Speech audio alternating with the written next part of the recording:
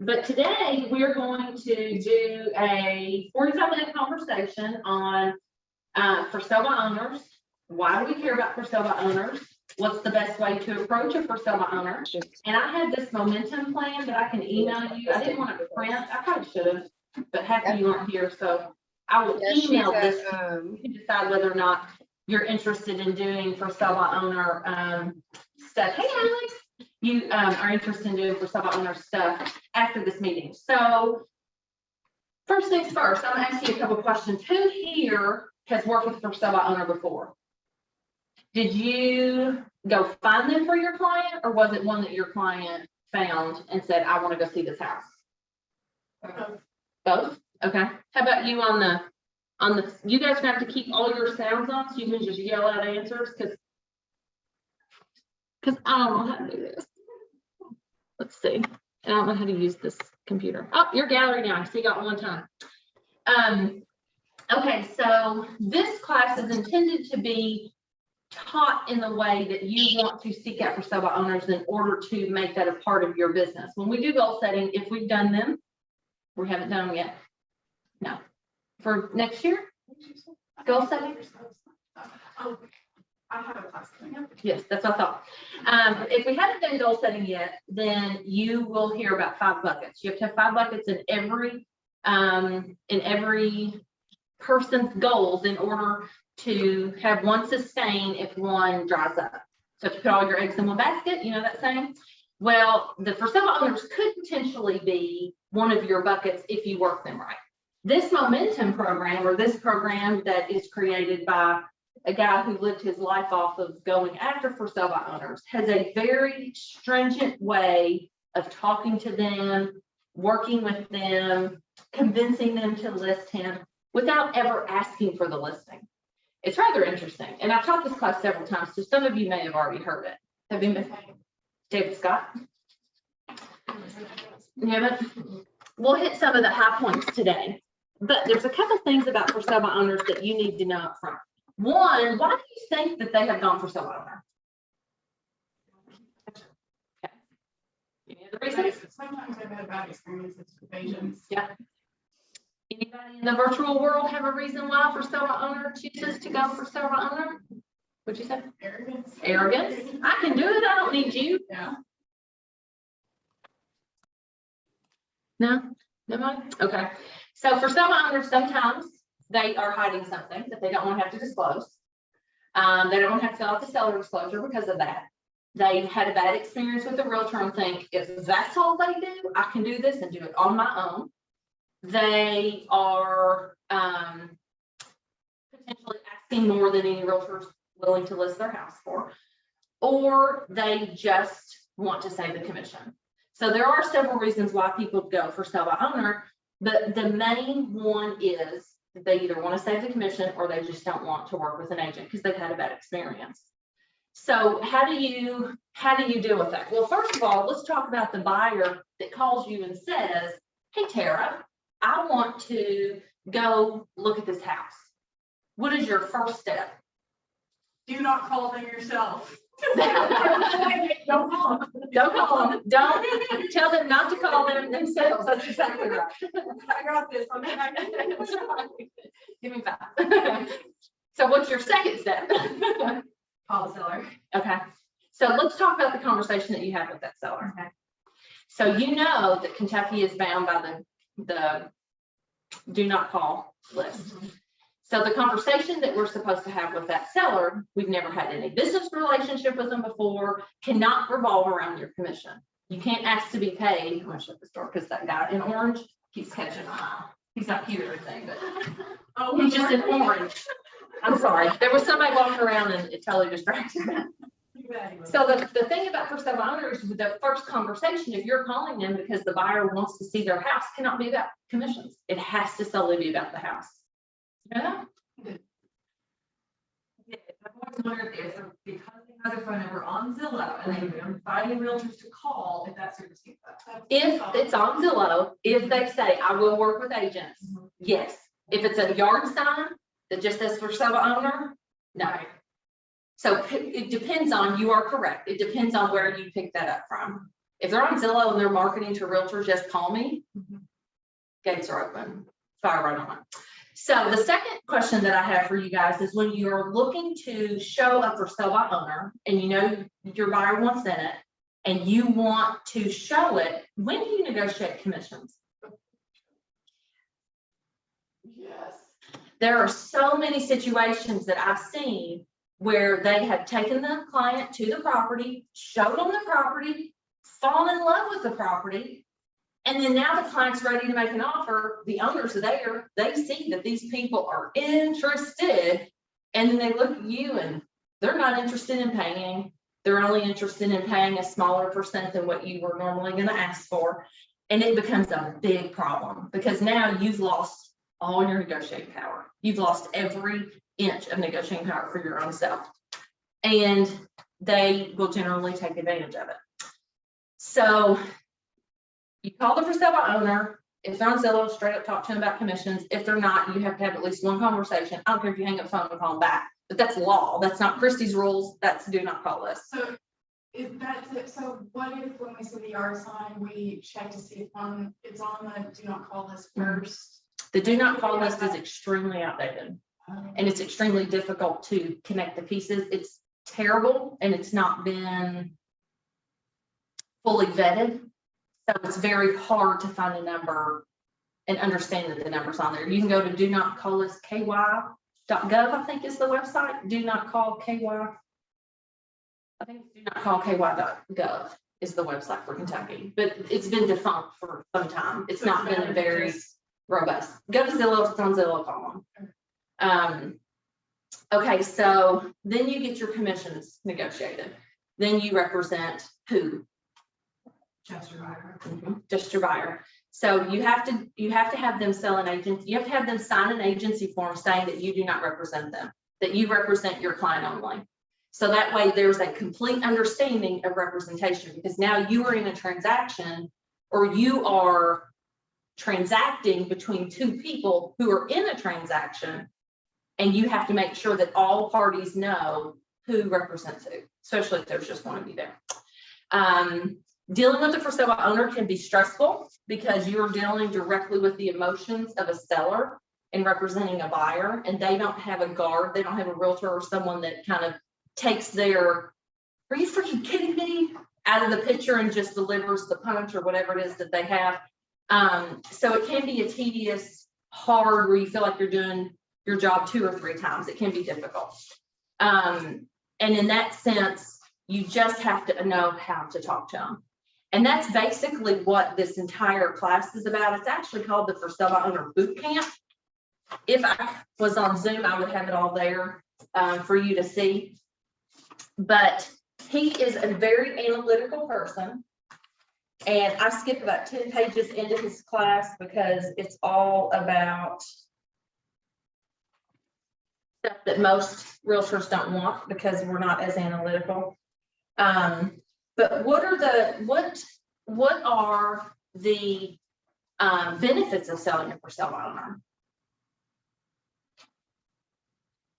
I mean, you get more with inventory, because you just have to go after anything that's available. Buyer, and I mean, in this market. Have you ever taken that for sale by owner, sold their listing, and then turned around and sold them something? Have you ever used it as a turnabout transaction? Would like to. So that's something that you can do with for sale by owners too. You can go in and you can look at, let me sell your house. I'll do it for this commission. Then I can sell you another one. You can get an agreement of commission based on the sale of another property. It's not something that is super, super common because a lot of times for sale by owners know where they're going, but it is another ancillary part or an ancillary service that you could pick up in order to have another commission. But for sale by owners, in order to market to them, you have to have a pattern. And a lot of people do what they call the drive-by pattern. It's the pattern of finding the for sale by owners that are in your driving path every day. So every day you go to the school, every day you come home from work, whatever it might be, you pass down certain streets every single day. So they're in your driving pattern. So keeping your for sale by owner search to a specific close vicinity place of your home, one, makes you a neighborhood expert. And two, you drive by them constantly all the time. You see when the sign goes up, you know how long they've been on the market. Down the street, across the street, yeah. So there is no misunderstanding of you know, how long has that been on there? You can get out and knock on the door. Hi, neighbor, I see that you're for sale by owner. Things like that. Other sources that you can go if you choose to make for sale by owners your bucket or your source of income is you can go to the redx.com. It's a website that pulls feeds from forsalebyowner.com and all those websites. Craigslist is very scary, but yet they do post for sale by owners on there. Zillow has the purple, I think it's the purple tab that is a for sale by owner tab. And now they're separate, right? You've got active listings separated from for sale by owners. It says mail carriers, but I don't ask my mail carrier if he's seen it for sale by owner, so we can move along past that one. But the structure and flow of a for sale by owner is you either make visits to them or you contact them and you're selling a service. You're not selling yourself. So in the beginning, you're, you know, hi Tara, my name's Kristy Gooch. I'm a realtor at Remax Elite. I see that your house is for sale by owner. How's it going? Have you had a ton of showings? What are the feedback? You engage in a conversation that is solely about them. You never say, can I help you list this house? You never say, can I give you some feedback? You never bring any of that up. You just hear about how their experience has been so far. Because 9 times out of 10, if they just threw that sign in the yard and they've gotten 18 calls that day, they're like, yes, I'm gonna sell it. It's gonna sell for more than asking, and they're just gonna be so excited. Then you wait 5 to 7 days. If it's still up, call them, email them, text them, whatever. Hey, I still see your house is for sale. I thought you had that buyer on the, you know, on the hook. I thought for sure you were going to get that done. And if they say, no, they didn't come through, or no, they weren't, they wound up not making an offer, or whatever it might be, then you just encourage them. You say, you know, it's hard to sell a house. I do it all the time. I understand some people can be really flaky. Like, you let them into what it's like to be the listing agent where you're dealing with all those things that we had from the sellers. Then you also, at that point, you ask them if they need any information. Do you have a seller disclosure that you're providing? Do you have a contract that you use? And you start asking them questions to make them think, where am I going to get that? How am I going to have a contract? Where am I going to get that contract? You know, like, you make them start questioning where these things are coming from. So then what you do is if they're in your driving pattern, because this is why they say make it in your driving pattern, because if I tell you, and I keep picking on Tara, I don't know where you live. I know she lives in Nicholasville. Where do you live? Bellwood. Bellwood. Okay, so if I say Sierra, there's a for sale by owner on the corner of Main Street in Wilmore, but you've got to go visit them every week for the next 7 weeks to try to get this listing. You're going to be like, gosh, that's so far out of the way. Like, every week, are you kidding me? How am I going to work that into my schedule? So if they're in your driving pattern, it makes more sense that it will be more convenient for you to stop by and interact with them. So on this second conversation or second phone call, you're discussing with the seller the things that you know they don't have. Do you have a contract? Do you have a seller disclosure? We can't give them the LBAR contracts, but the Kentucky Real Estate Commission seller disclosures are for everybody. They're not for the realtors. They're actually for the public. Anybody that doesn't know, the Kentucky Real Estate Commission is not here for you. The Kentucky Real Estate Commission is a protection of the consumer cabinet. They are here to regulate realtors to protect consumers. So they are not your advocate. They are not your, hey, help me out, whatever that go-to person. They are here to make sure the consumer has protection from us, essentially. So they have all these forms, and these forms are for the seller, but yet, or are for the consumers, yet they require the realtors to use them. So the seller disclosure, you can take it to the consumer and say, have you filled this out? Do you have one of these? And they're going to look at you and go, no, I don't. Well, here, take it, fill it out, use it. Make sure everybody that sees your house has this. So you're providing value before you're even asking them for anything.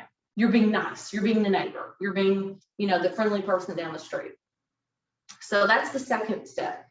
The third step, you come in, call them, text them, show up at the door, whatever. Most people text these days, so you can actually get that seller disclosure and send it on a text message as well.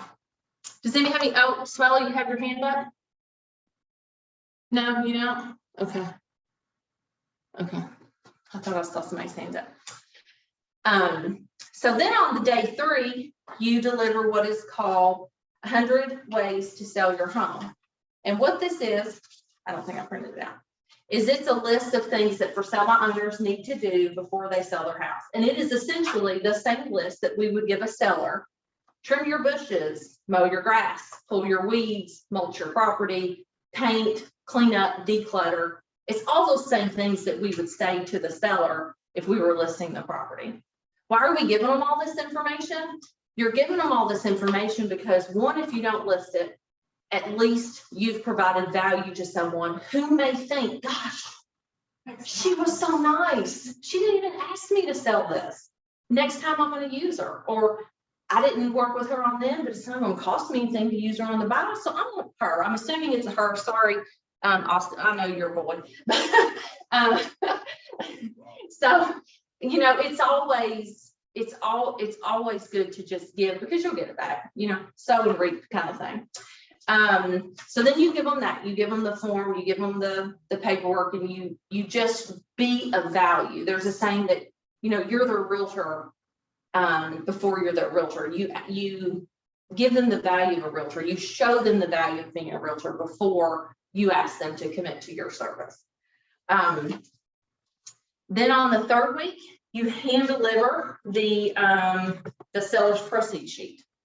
Because a lot of sellers, most people know their money, but there's a lot of people out there, and I've met several of them this week already, who have no idea what 80 plus 145 is, or what, how do you determine my net from the sales price? Like, they have no understanding of how that all gets backed out.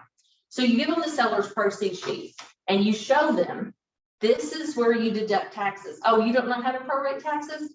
Someone can help you do that. This is how you find your payoff. Oh, you don't know how to find your payoff?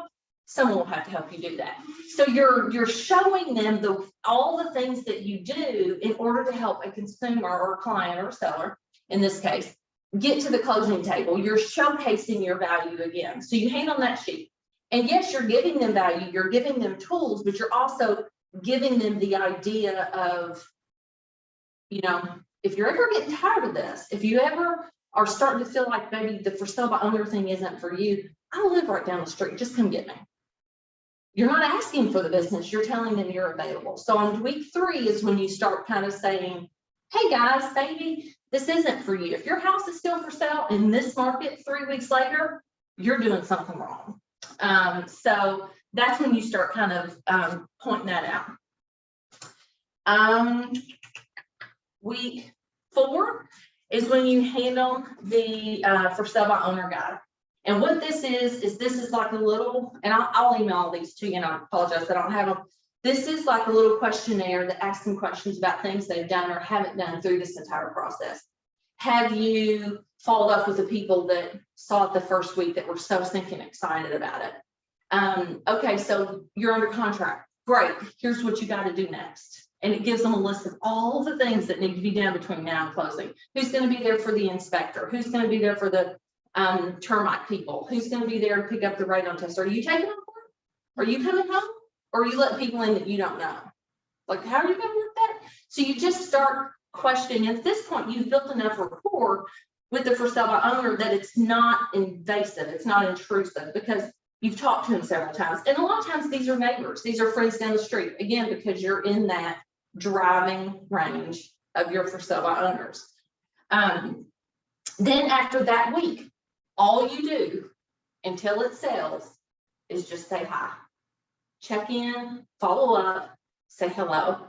Gosh, it's got to be, it's got to be tiring. Do you feel like you're alone? Where are you putting them on the market? Where are you putting it on the market? You just continually ask them questions about what they're doing in order to sell their property.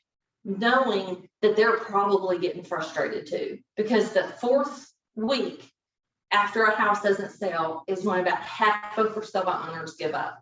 The 7th week, statistically, is when the majority of the for sale by owners give up. And most realtors quit between 4 and 5. They stop talking, stop networking, stop reaching out to them because they feel like they're bothering them.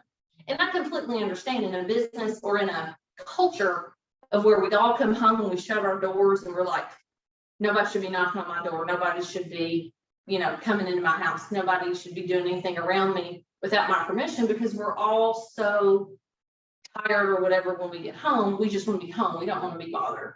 I can't remember the last time someone has walked up to my door and asked to borrow eggs or sugar or a cup of milk. But I can tell you when I was a kid, it was a common thing that your neighbor would come over and go, you got a couple eggs? I can't make it to the grocery store, but I need to go ahead and cook dinner tonight. It hadn't happened to me in 20 years. So we are creatures of being at home and being guarded. So we don't like people around us. So it does make reaching out to the for sale by owner kind of weird or kind of uncomfortable. But once you get beyond that feeling and understand that you're here providing them a service, you're not here to harass them. So you're not here to knock on the door and go, hi, I'm Kristy Gooch. I would like to list your house today. It's, hi, I'm Kristy Gooch. I'm your neighbor. And I see that your house is for sale by owner. Give me a tour. Can I see it? Can I walk through? And as you're walking through, just like you do on a listing, you build rapport. You talk to them about diplomas you see on the walls. You talk to them about kids' toys you see in the floor. You have a conversation about, oh, my great grandmother had that couch and I remember sitting on it when I was growing up. You just build a rapport like you are there to just be friends and you don't put any pressure on them. Another good thing that you can do also, because we have no listings, is if you are out there consciously looking for sale by owners, you keep a list of them. And if you know what's inside of them, so let's say I live on a street with 15 houses, so it's not going to happen very often, but let's say I live in a neighborhood like Beaumont. There's thousands of houses in Beaumont. And if it's on my drive home, I'm in the back of the neighborhood and I'm driving down 5 or 6, 7 streets and I consistently see 1 or 2 or 3 houses in the subdivision that are listed for sale. And if I know everything about that house inside and I've been in it and I have the bedrooms, the bathrooms, the square footage, the price, I've talked to the seller. Sellers don't know how to shut their mouths. They are not good negotiators. That's why they need realtors, because they'll say things like, yeah, we're asking 525, but it would probably take about 495 if you know anyone who's looking to buy. You know what I mean? So it's like they say things and you're like, oh, thanks, I needed to know that. Now my $500,000 buyer can afford this house. So then you have the inventory in your neighborhood. So that way you can post on social media, is anybody out there looking for a 3-bedroom, 2-bath home with 3,000 square feet in this range between 495, because they told you they'd take that, between 525. You have a way to market something without breaking the law. 1, because you didn't do an address and it's not specific. And 2, you do have inventory that a buyer could need. So it's another way not only to, what am I looking for? Look for buyers, but also to get listings. So you can use for sale by owners in 2 or 3 different stances or 2 or 3 different ways. Then once you have the relationship built with them and you work with them and you talk to them, then maybe they don't use you. But now you've built this great relationship with somebody. You either know where they're going or you don't know where they're going. But in one opportunity, they may come up and say, you know, this realtor was really good to me. I didn't use her. I didn't use her because I sold my house this way, but maybe you should.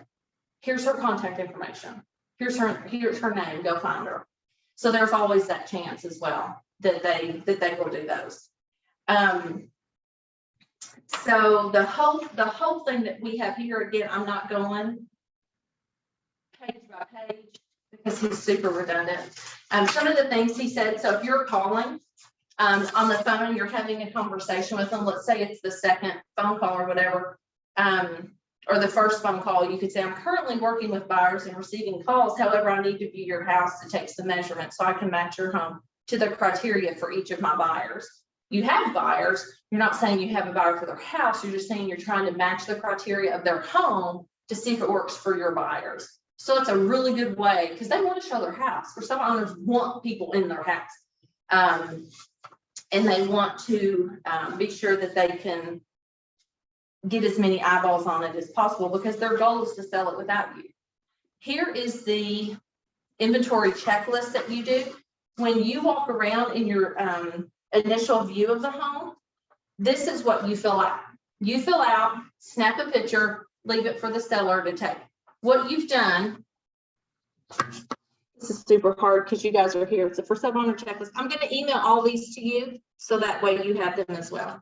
But what you've done is you've given them essentially an MLS sheet hand filled out, and it's got square footage, year built, stories, price, lot size, tax rate, kitchen, breakfast, dining room, living room, office, what the heat is, do they have a fireplace, do they have a separate shower, is there a pool? You list all these things and then you say, oh, I've taken these notes as we've walked through here, or you've measured a room trying to see if it fits your buyer's criteria. If you actually have a buyer, how about I leave this sheet with you and I'll just take a picture of it with me so that way I can compare. You've given them a value. You've compiled all this information on their home that I can just about guarantee that they haven't done. So that's something that you can also do while you're there. But again, the tactics or the key factor to working for sell by owners in a market where we don't have a ton of inventory is knowing where they are, knowing what they are, and being able to take a listing that you don't have, meaning it's a for sale by owner, and matching it to a buyer that you do have, or offering them the replacement property addendum.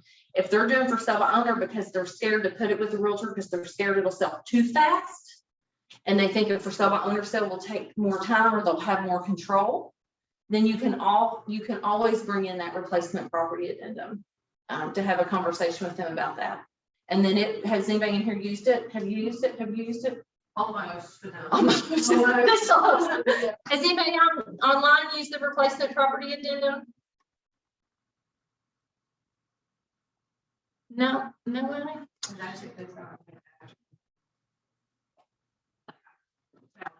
We're already at this time, but that was the one that almost used it. Okay.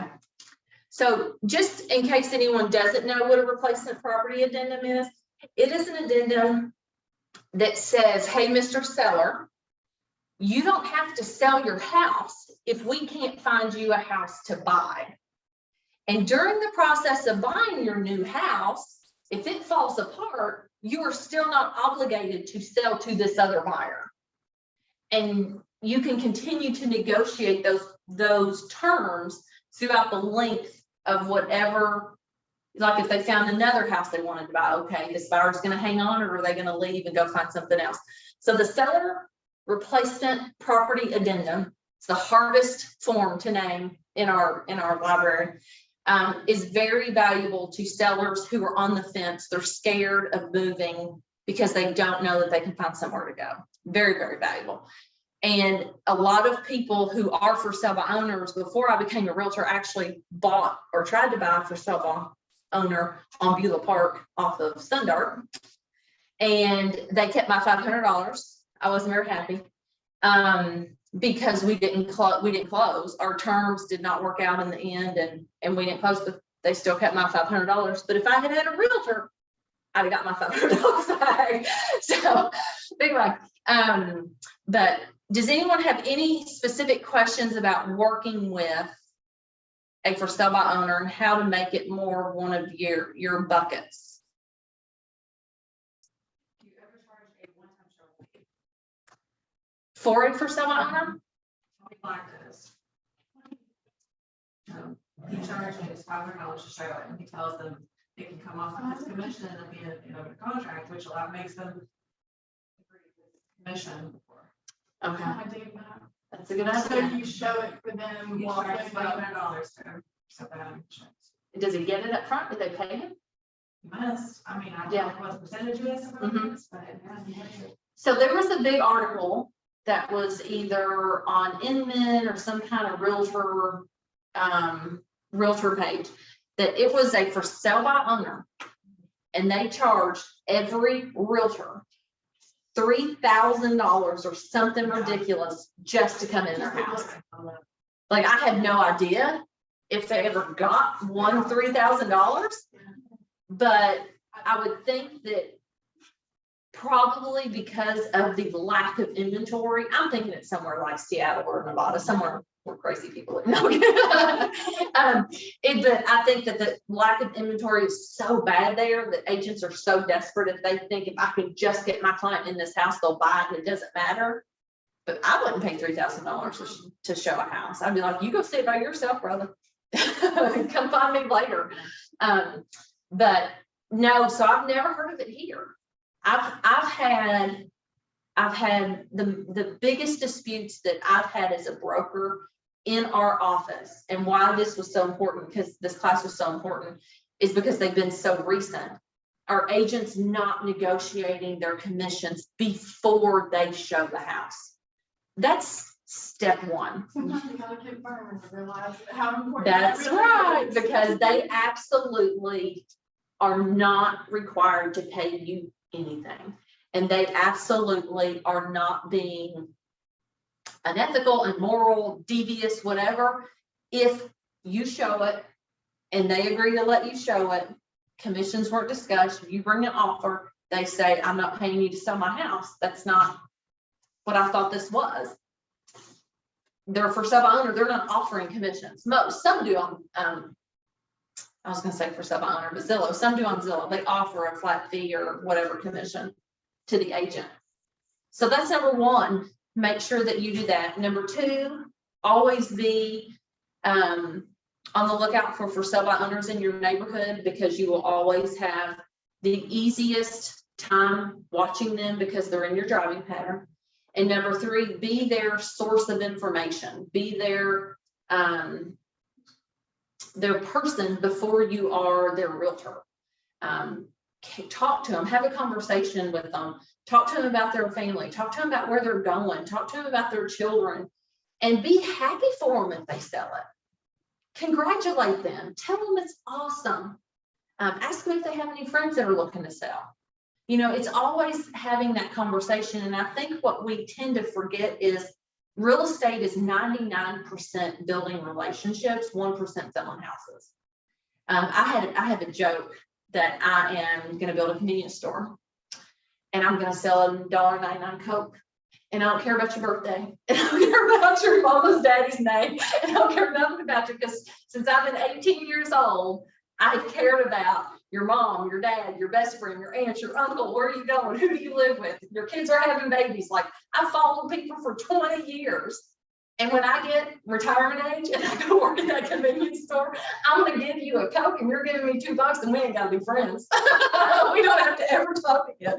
Because in real estate, it's constant networking. It's constant negotiation. And just think of for sale by owners as another networking source.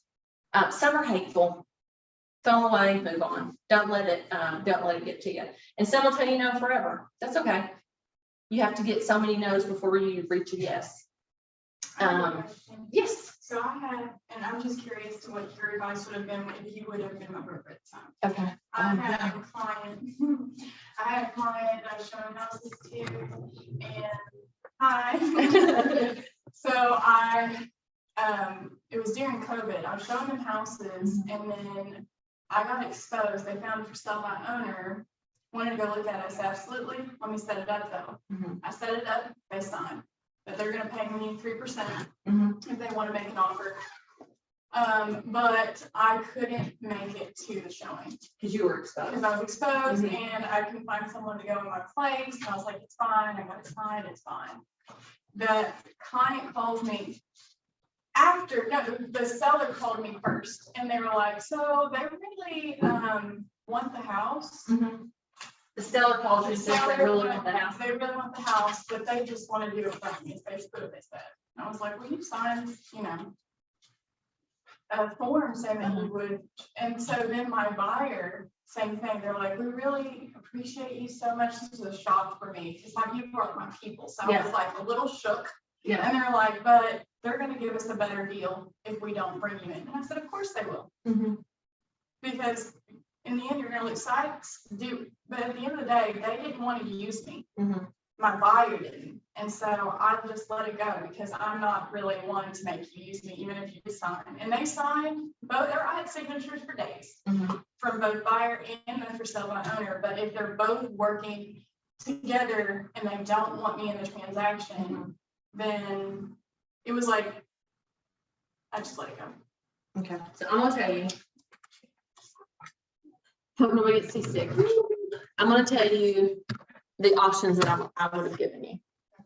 I would have said, Sierra, you have two choices. One, if you never want to work with those buyers again, ever in the history of your life or the future of your life, then we can find it. Two, the seller wasn't your client to begin with. And if you have a commission agreement signed by them, they've actually agreed to pay me. And me as a broker can put a mechanics lien on that property and it can't close until they pay my commission because they have agreed. So the choice is yours on how bad you want me to fight for you. Okay. Because I'll go down in flames. Well, I won't burn because I won't fight unless I know we're gonna win. But I will fight to the end because I truly feel like there are a lot of people out there. One, don't understand what they're signing. Two, have no comprehension of how real estate works. I get that. But if you're older than 18 years old and you're mentally stable and you're smart, intelligent, financially well off enough to afford a home and purchase it, then you know what 3% times sales price means. Like it's not that difficult. And if you're a seller who thinks they're intelligent enough to sell their house on their own and you sign this paper saying you're paying me a commission, well, guess what you're doing?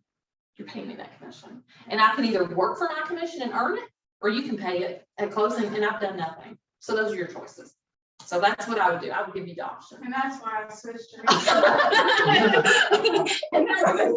So, can I get this on? But it's the truth. If you can ask, let's see. They were shady on. Anybody on say here. that normally, and the reason I didn't fight it is I was just like, I was pissed. I was like, y'all, you Yeah. know what? I don't, you're gonna get so screwed over by this for sale by owner, and I was like, karma's gonna get you, so let it go. But at the same time, it's really messed up. It was really messed up. Yeah. Because I had shown them multiple properties and we had like put in multiple offers, so it was not nice. No, it's not nice. And buyer, you know, what's that saying? Buyers are liars and sellers are too. So, you know, buyers don't really know what they want.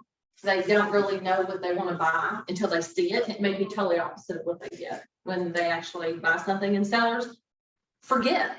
I mean, it just happens. But does anybody have any other questions about for sale by owners? There's two things in the chat real quick. I do. I do.